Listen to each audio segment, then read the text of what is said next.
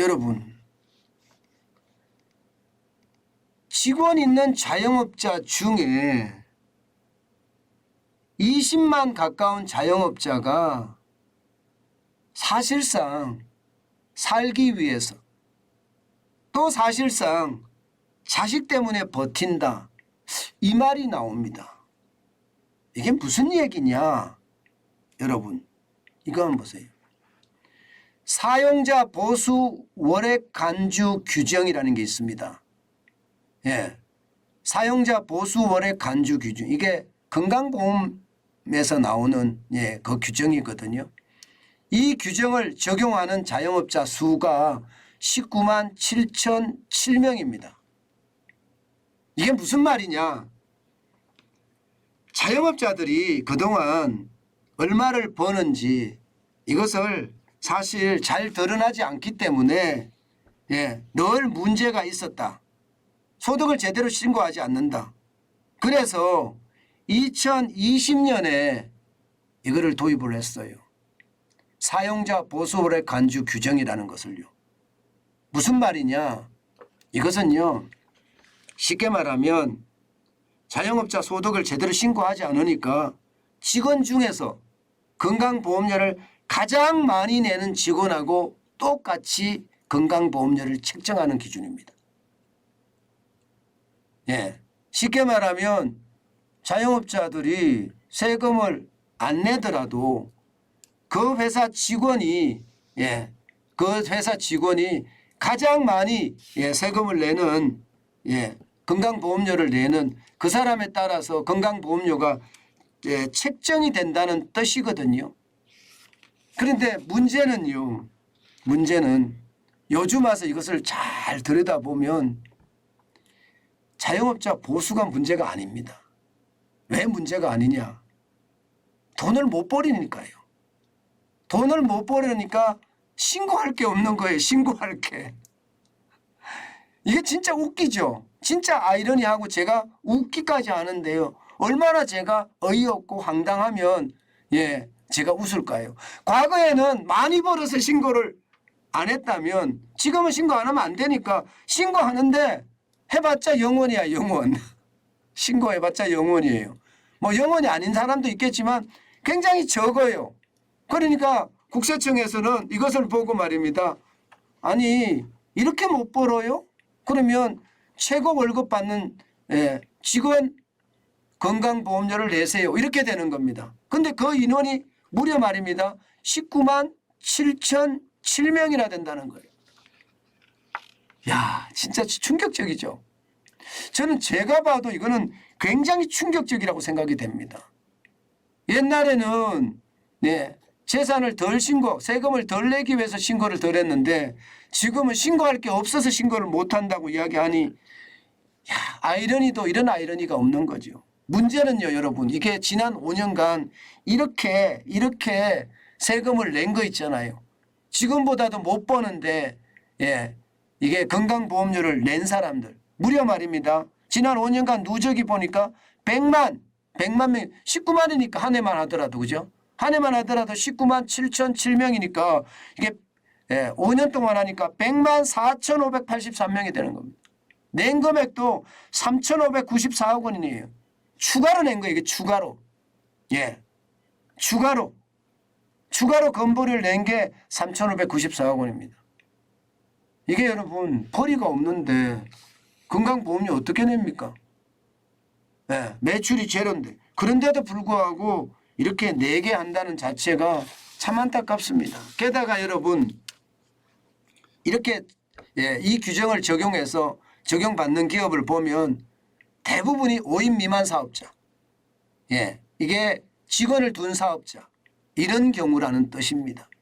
문제는 여러분 제가 모두에 말씀드릴 때 그렇게 말씀을 드렸죠. 직원을 둔 자영업자의 경우라고 말씀드렸습니다. 그러면 직원이 없는 자영업자는 어떻게 될까요? 나홀로 사장님들. 여기도 만만치 않거든요. 여기도 진짜 만만치 않습니다. 여기는요. 그야말로 건강보험료 폭탄 맞습니다. 건강보험료 폭탄. 진짜 장난 아니게 맞습니다.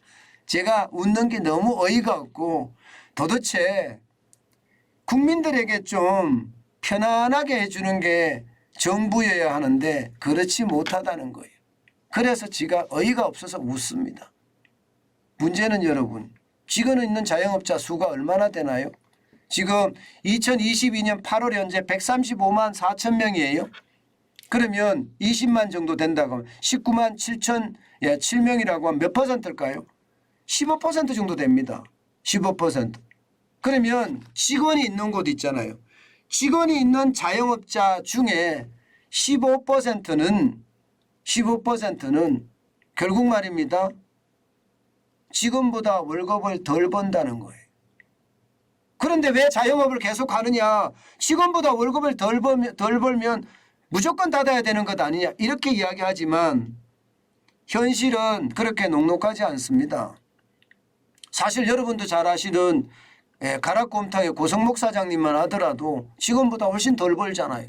그런데도 계속 가는 것은 희망이 있을 거다. 그렇게 예측하기 때문에. 언젠가는 내가 좋아지겠지. 언젠가는 희망이 오겠지. 이런 예측이 있으니까 그렇게 하는 거거든요. 여기에다가 말입니다. 이거 접으면 우리 아이들 어떻게? 이렇게 생각이 드는 거예요. 우리 아이들 어떻게?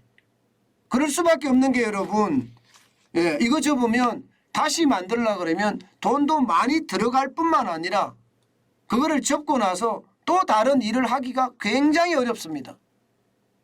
그래서 언젠가는 잘 되겠지 하고 버텨나가고 있다는 뜻이에요. 실제 자영업자들 이야기 들어보면요. 직원보다 월급은 적지만 아이들이 있어 버티고 있다. 그러나 언제까지 버틸런지 이렇게 이야기하는 게 현실입니다. 현실.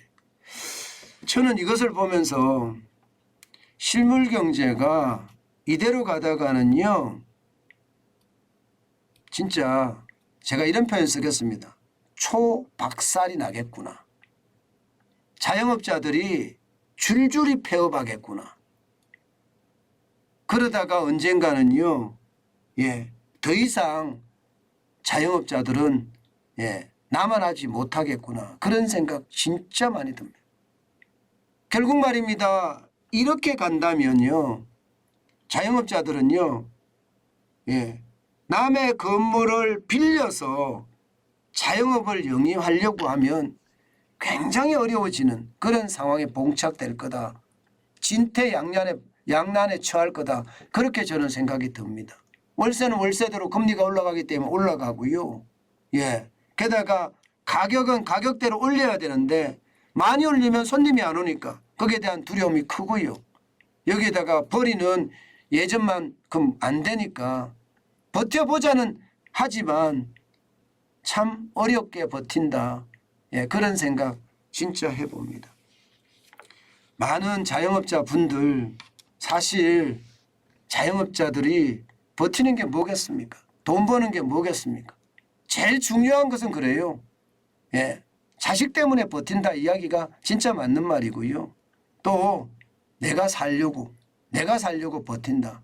언젠가는 최저임금도 내려가고 이게 식재료 가격도 내려가고 원자재 값도 내려간다는 거죠. 원자재 가격도 내려가고 그래서 실물경제가 활활 타오를 그날이 오지 않을까 이렇게 생각하는 거죠.